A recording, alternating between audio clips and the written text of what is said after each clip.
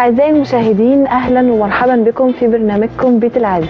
احنا النهاردة بنأكد عليكم تاني ان هناك طفرة ملحوظة في قطاع أكاديميات كرة القدم وتأهيل اللاعبين الشباب للعب لأكبر الأندية، وده الأمر اللي عزز كثير من فرص التحاق الشباب بالأندية الكبرى وتحقيق حلمهم، وساهم في زيادة فرص الشباب للتأهيل والاحتراف، سواء بقى كان المؤسسات الهامة التي تطلب بأن يكون الملتحق بها رياضيا. عشان كده احنا النهارده معانا الكابتن رضا المصري. ازي حضرتك، عامل ايه؟ اهلا وسهلا. ازي حضرتك يا استاذ؟ رئيس مجلس إدارة المصري للتسويق ورعاية الأندية وعضو نقابة المهن الرياضية. خلونا نرحب بيه. ايه الأخبار؟ اهلا بحضرتك واهلا بالساده المشاهدين قناة الحدث وجمهور برنامج بيت العز. ان شاء الله تكون حلقة مفيدة لكل مشاهدين حضرتك ان شاء الله. عايزين نعرف من حضرتك الأول يا كابتن رضا، تكلمنا عن الأكاديمية الخاصة بحضرتك. هي أكاديمية المصري انشأت في 2014. هي في البداية كانت فكرة ان هي تكون اكبر داعم او مساندة للعيبة اللي مش لاقية فرص، تاخد فرص حقيقية للالتحاق بأندية مصر. في البدايات يعني واجهنا بعض الصعوبات، ولكن بعد كده الحمد لله ربنا وفق وقدرنا نوصل لأكبر كم من الأهداف بتاعتنا، وإن شاء الله لسه في مزيد بإذن الله. طب عايز أعرف من حضرتك ايه دور الأكاديمية في تأهيل الشباب؟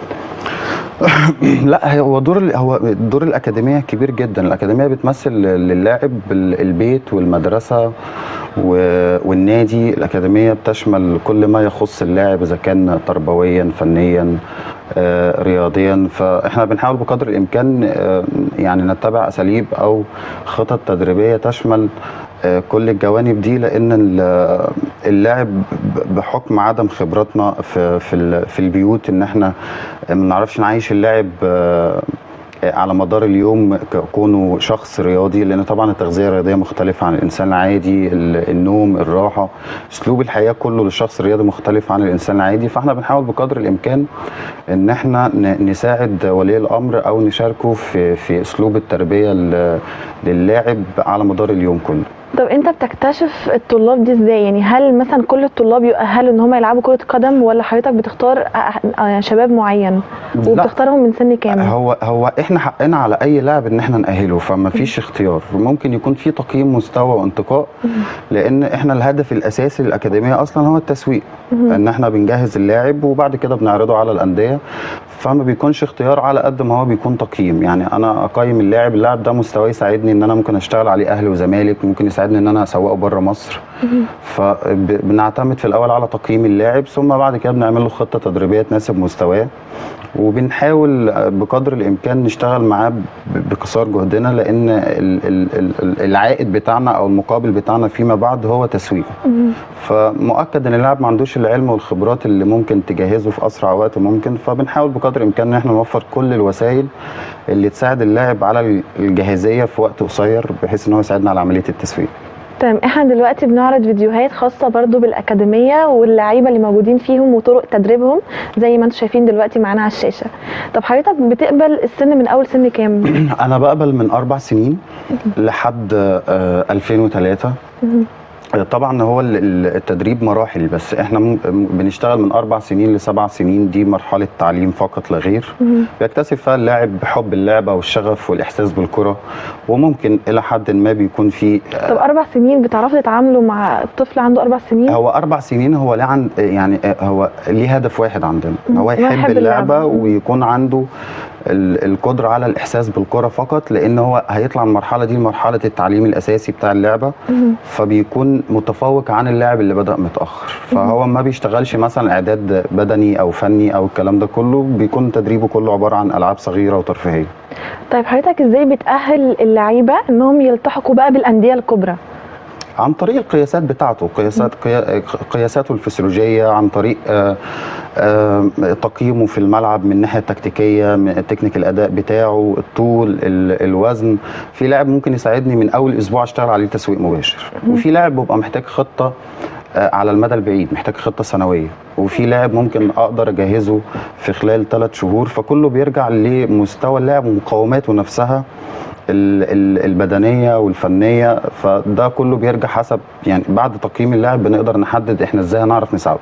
لاعب ممكن ينقصه شيء بسيط جدا في المهارات الاساسيه بتاعه اللعبه، في لاعب ممكن يكون فنيا عالي جدا ولكن ما عندوش، وللاسف هي في معظم اللعيبه ان ما بتهتمش ولا بالتغذيه ولا بالراحه، فممكن يكون لاعب فنيا عالي جدا وموهوب بالفطره ولكن بدنيا ضعيف جدا. و99% من الانديه بيكون الطله الاولى او الاختيار الاول على اللاعب صاحب الكتله البدنيه، الكتله العضليه القويه واللياقه البدنيه العاليه. فدي يمكن دي اكتر حاجه اكتر عقبه بنواجهها في تجهيزنا للعيبه ان هم يلتحقوا بالانديه. طيب ايه الاساليب الحديثه بقى اللي حضرتك بتستخدمها عندك في الاكاديميه لتاهيل الشباب؟ أنا مؤمن جدا بأكاديمية اللمسيه، فبحاول بقدر الإمكان، طبعا إحنا عمرنا ما نكون زي أوروبا، بس بحاول بقدر الإمكان زي ما قلت لحضرتك في البداية إن أنا أخلي البرنامج بتاعي بيشمل كل حاجة في حياة اللاعب.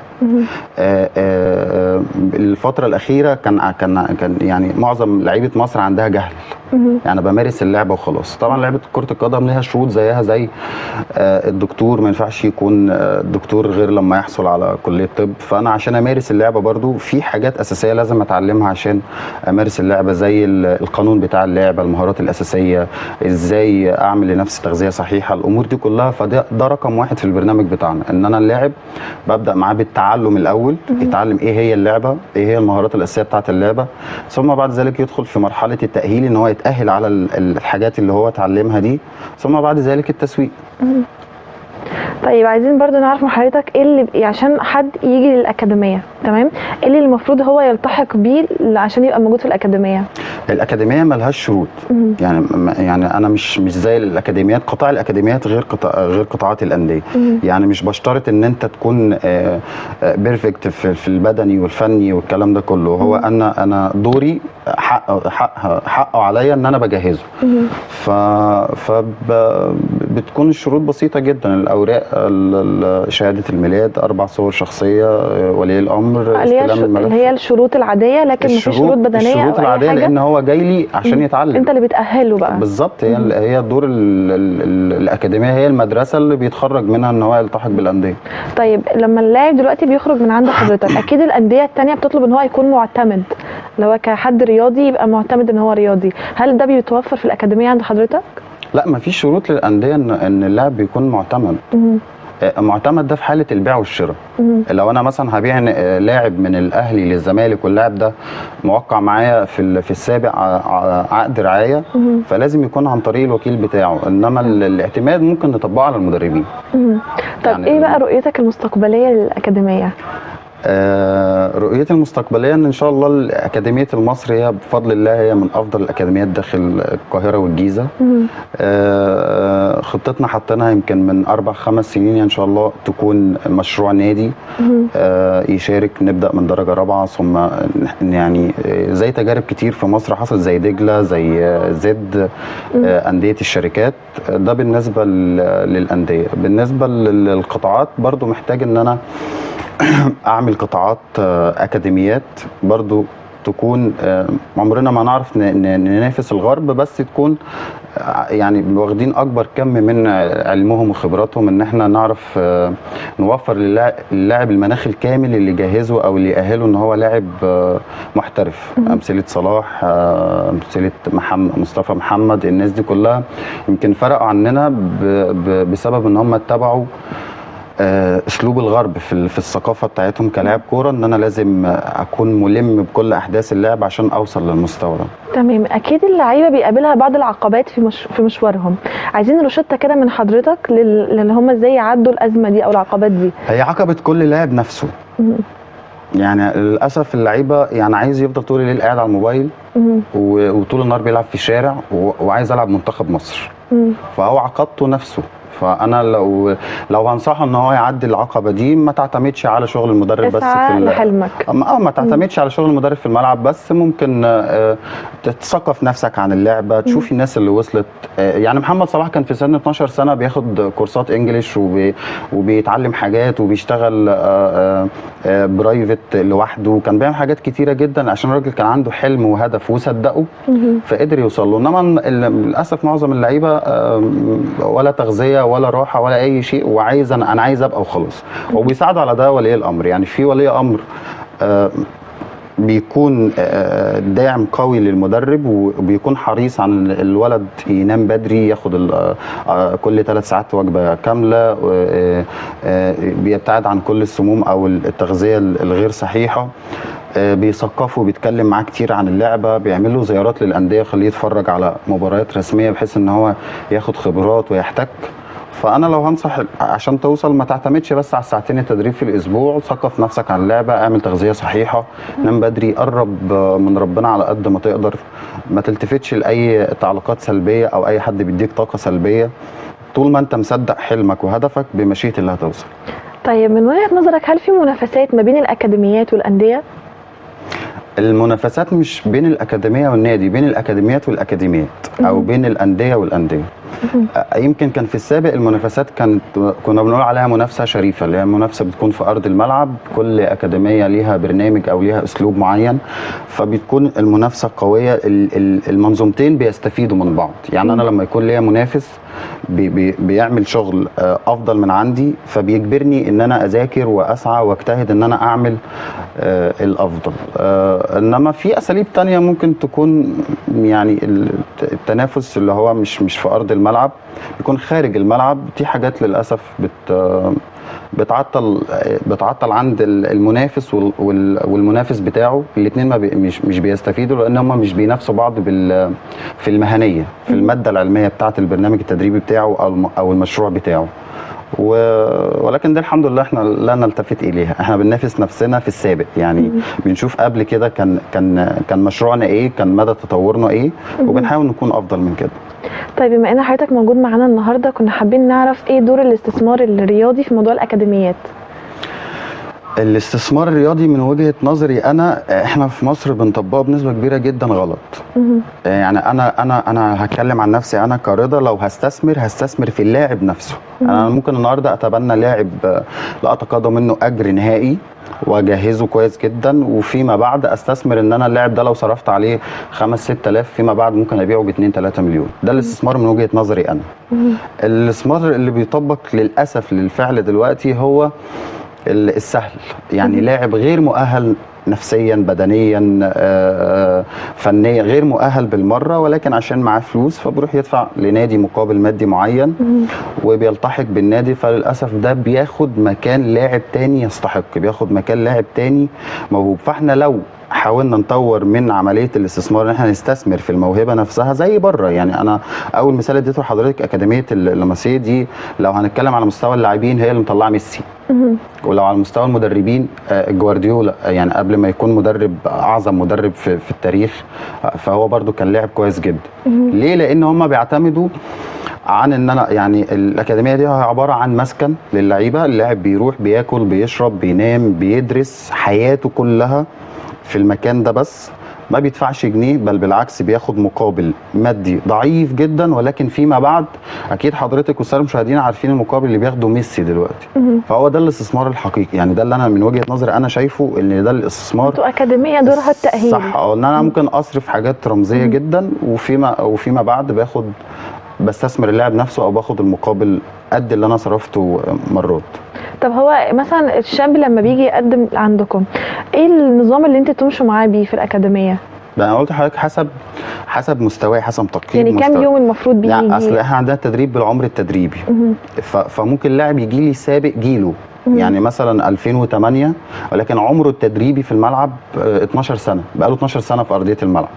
وفي لاعب تاني 2008 لسه ما ابتداش، يعني ما مارسش اللعبه خالص قبل كده، فما ينفعش اطبق على ده نفس البرنامج اللي بيتطبق مع ده. فبعد تقييم المستوى بتوضع الخطه اللي تناسب اللاعب او اللي تساعدنا ان احنا نقدر نجهز اللاعب في اسرع وقت ممكن. كمان احنا عندنا يعني خطه بديله في حاله ان انا مثلا موسم التسويق خلاص خلص، فعندي عدد من اللعيبه ما توفقش ان هو يتسوق او مستواه لسه غير مؤهل للتسويق، بيشارك بطولات وديه، بيشارك بطولات رسميه. لسه امبارح كان عندنا برضو اول مباراه في مواليد 2003. فدي كلها 3 حلول بديله للاعب اللي ما لحقش يجهز او يتاهل في بدايه الموسم ويتسوق، برضو بياخد خبرات، بيحتك، بيلعب مع انديه قويه جدا، بيتشاف عن طريق مباريات وديه ماديه مع الانديه، بيتشاف عن طريق بطوله الاكاديميات او دوري منطقه الكوره، حسب يعني كل فئه عمريه حسب البرنامج بتاعها.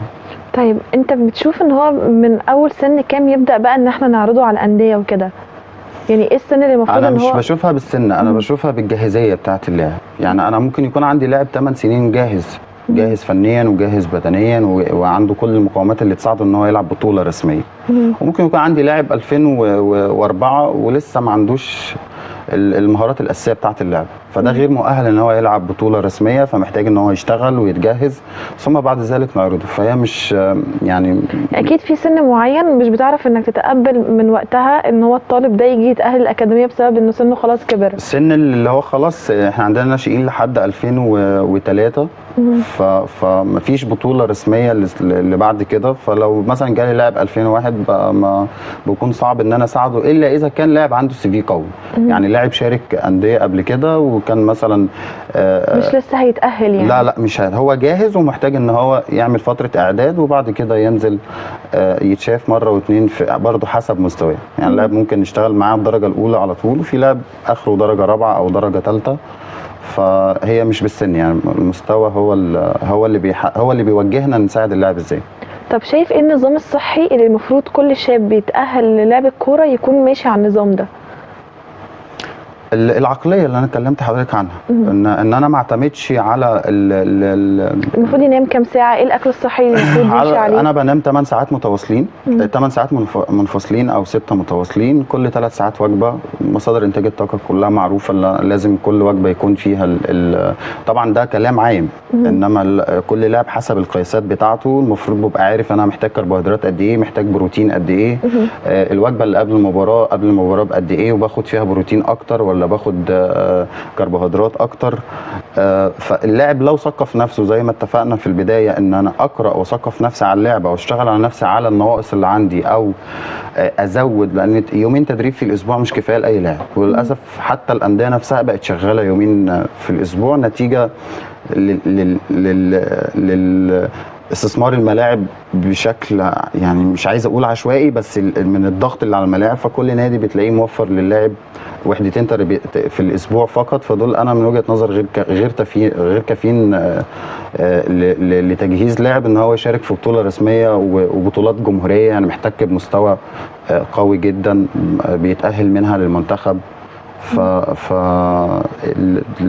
الوسيله اللي توصل اللاعب هي عقله ان انا اثقف اشوف ايه النواقص اللي عندي، احتياجاتي، ممكن اتواصل مع المدرب اعرف ايه التغذيه الصحيحه، اعرف ايه مشكلتي مثلا في الملعب. يعني للاسف لعب الخماسي الفئه اللي هي بتاعت الناشئين تحديدا بيطبقوها في اللعب القانوني، اللي هو عندي لا مركزيه في الملعب، هو انا عايز اجري وارقص واراوغ واصوب وخلاص، هو انا كده عندي عقيده ان انا لاعب كويس جدا.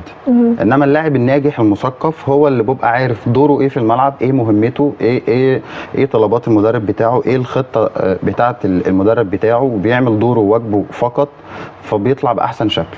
يعني لو سالت اي مدرب مين افضل لاعب في وجهه نظرك هيقول لك اللي بينفذ لي التعليمات بتاعتي، او اللي بينزل ينفذ المهام بتاعته اللي هو واخدها، لان كل مباراه تختلف عن الثانيه. انا في مباراه محتاج ان انا اعمل ضغط عالي، في مباراه محتاج ان انا العب على المرتده، في مباراه حسب الخصم حسب رؤيه المدرب. افضل لاعب هو اللي بينفذ التعليمات بتاعه المدرب. طيب عايزين نعرف ايه المميز في الاكاديميه اللي خاصه بحضرتك، وايه اللي فيه مميز بيك ككابتن رضا عن باقي الاكاديميات الثانيه؟ اللي بيميز قمه التواضع. اللي بيميز الاكاديميه ان هي الاكاديميه مش شغاله كره قدم بقى، مش شغاله في ارض الملعب بس. يعني يمكن احنا بفضل الله اول اكاديميه، مش عايز ابالغ واقول في الوطن العربي، بس هنقول في مصر، اللي هي طبقت البرنامج التدريبي النظري. يعني احنا كنا عاملين كتب للعيبه، زي ما باخد 2 سيشن في ارض الملعب باخد 2 سيشن في قاعه المحاضرات، بدرس فيها كل ما يخص لعبه كره القدم. يعني بعرف اللاعب ايه هي المهارات الاساسيه دي، ازاي انفذها، ايه الوضع التشريحي للجسم اثناء الاستلام، اثناء التسلم، اهم مصادر انتاج الطاقه. الامور دي كلها كنا بندرسها على الورق وبنعمل عليها في نهايه الشهر امتحان زيه زي المدرسه. يعني سين 1 اذكر اهم مصادر انتاج الطاقه، سين 2 ما هي المهارات الاساسيه في لعبه كره القدم. دي كانت اول حاجه، فدي اول ميزه. تاني ميزه ان انا اي لاعب اسرته يعني بياخد كارت عضويه عندي، فبيقدر يستفيد بيه ان هو بياخد خصم 75% من معامل التحاليل، بياخد خصم 50% من مستشفى القلب، بياخد يوميا. ده زي كارت تأمين يعني؟ لا مش زي كارت، هو بالكارنيه بتاع الأكاديمية بيقدر يستفيد بكل الخصومات دي على مدار السنة، يعني مش مرة واحدة. اللاعب بيحضر كل يوم درس قرآن كريم، ومن خلال حضرتك بس بشكر كل المعلمات اللي بتدعمنا في ده. فترة الدراسة بنوفر لهم مثلا حصة أو 2 على مدار الأسبوع، كل فئة عمرية حسب يعني زي مواد الماس والساينس يعني الأمور دي كلها مميزات بتثقفوهم يعني. بالظبط. اهم ميزه بعد كل ده ان الجو في الاكاديميه اسري اكتر حاجه، يعني بتلاقي المدرب ملم بكل ما يخص اللاعب. اللاعب ممكن يجي النهارده غير مؤهل نفسيا فيطلع مصاب، ما يطلعش افضل حاجه عنده، ما يستفدش باي شيء. فبيكون في تواصل بينه وبين المدرب، انت ايه زعلان من ايه، فيك ايه، يعني عامل ايه في المدرسه، عامل ايه في يومك. اخر حاجه خالص ان احنا عاملين للاولاد المتفوقين في المدارس تكريم سنوي، يعني اي لاعب عندي تفوق، عشان بس نربط ما بين العلم والرياضه، عشان اللاعب ما يركزش في حاجه ويسيب حاجه. فكل اللعيبه عندها علم ان انا لو طلعت باحسن حاجه في نتيجه المدرسه الكابتن هيكرمني، وبالفعل بيتكرم. اللي حافظ قران كريم، اللعيبه الملتزمه في الحضور، اللعيبه اللي مستواها بيرتقي بشكل ملحوظ. هي الثقافه عموما ايا كانت فهي بتفرق في تشكيل الانسان بدرجه كبيره جدا. هو عموما اي مجال او اي مهنه لو ما قدرش يجمع ما بين العلم، الخبره، الموهبه، مش عارف يوصل لاي حاجه. بالظبط. طب لكل نجاح ضريبه، ايه الضريبه الخاصه بالاكاديميه؟ الضرايب كتير، بس هو مفيش انسان على وجه الارض نجح غير لما بيدفع ضرايب عده. يعني يوسف الصديق عليه السلام في بدايه امره خالص كان لسه طفل، ما عملش اي شيء، لمجرد ان هو حلم بسيط اكتسب فيه خوف سيدنا يعقوب عليه، دفع ضريبته ان اخواته رموه في البئر. فاي حد على وجه الارض قدر، مش ضريبه نجاح بس، ممكن تكون ضريبه حب، ممكن تكون ضريبه صحة، ممكن تكون ضريبة نجاح، علم، عمل، أي شيء. فأنا مؤمن بده، ولكن لا ألتفت إليه برضو. يمكن باخده حافز قوي ليا ان الناس اللي دفعتني الضريبه دي هم شهاده التقدير اللي اثبتت لي ان انا نجحت، ان انا ماشي على الطريق الصحيح. لولا نقدهم، لولا الضرايب اللي انا بدفعها نتيجه كلامهم او الاساليب بتاعتهم، مش ابدا مش هكون واثق ان انا قدرت اوصل لحاجه كويسه او ان انا ماشي على الطريق الصحيح. طيب عايزين من حضرتك رساله توجهها لكل شاب بيتفرج علينا دلوقتي. كل شاب يعني انا بنصحه ان انت قرب من ربنا، قرب من الوالدين، حاول تكون عندك طاعه كامله للوالدين، نام بدري، تخلى شويه عن التليفون، عن السهر، عن اصحاب السوق، عن الشارع. ارسم لنفسك خطه وهدف واحلم وصدق حلمك، وصدقني كل نقطه عرق هتعرقها هتلاقي عليها مقابل. ما تلتفتش لاي كلام سلبي او اي حد بيديك طاقه سلبيه. مش في لعبه كره القدم بس، في اي حاجه انت بتحبها او حاسس ان انت في يوما ما هتكون ناجح فيها، اسعى واحلم واسال ربنا في كل وقت، وان شاء الله هتوصل. تمام. كنا عايزين برضو نعرف من حضرتك ان حضرتك بتقدم اوفر لكل اللي بيتفرجوا علينا من خلال البرنامج بتاعنا، ايه هو الاوفر اللي بتقدمه؟ الاوفر احنا قلنا طبعا المعامل والمستشفيات والامور دي كلها دي ثابته طول السنه، ولكن يعني من خلال حضرتك هنقدم اوفر لاي حد يلتحق بالاكاديميه. اي حد يلتحق ان شاء الله هنقدم له، لو هيشترك ربع سنوي هياخد 5%، لو نص سنوي هياخد 10%، لو سنوي هياخد 15%. اي لاعب يتيم بدون اي مقابل مادي، اي لاعب غير مقتدر نسبه الخصم ممكن توصل له ل 60%. اي لاعب موهوب او يعني ما عندوش المقاومات اللي هو يوصل او حد يساعده، بنقدم له اوفر بالتبني الكامل مقابل التزامه مع نفسه، مع في مدرسته، مع اسرته، في التمرين. فدي كلها حاجات احنا بنقدمها من خلال حضرتك، ويشرفنا ان احنا نكون سبب في ان احنا يعني نتبنى موهبه زي كده، ويكون ما عندهاش القدره او المقومات الماديه او حتى المعنويه ان هو يوصل، واحنا نكون السبب ان احنا وصلنا. تمام. بنشكر جدا حضرتك. انا اللي بشكر حضرتك جدا، وبشكر الساده المشاهدين، واتمنى ان تكون الحلقه استفادوا بيها، واتمنى ان احنا يكون في لقاء تاني باذن الله. اكيد ان شاء الله.